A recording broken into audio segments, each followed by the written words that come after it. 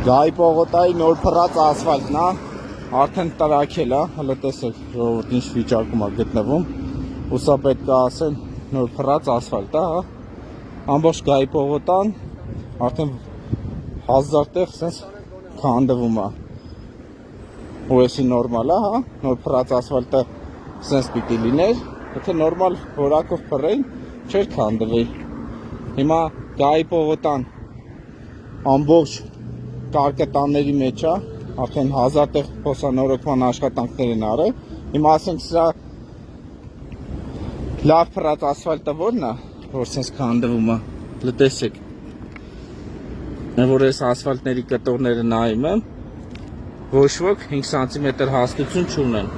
բայց փաստաթղթերով 5 սանտիմետր է։ Ահա, ճիշտ է, հիմա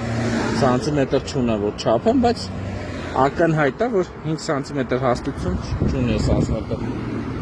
Ու սենց ամբողջ Երևանում ասֆալտ են անում, բայց դեսի ոչ թե ասֆալտ է, ուղղակի ձևական փողոցը սևացնում են, անունն էլ դնում են, ասֆալտ են փռել։ Վեսի ասֆալտը արդեն Գայի պողոտան 1000 տեղ քանդվել է ու նորոգման աշխատանքներ են արվել փոսային։ Հիմա որ Գայի պողոտան նայում ես, արդեն հին փողոցի տեսք ունի։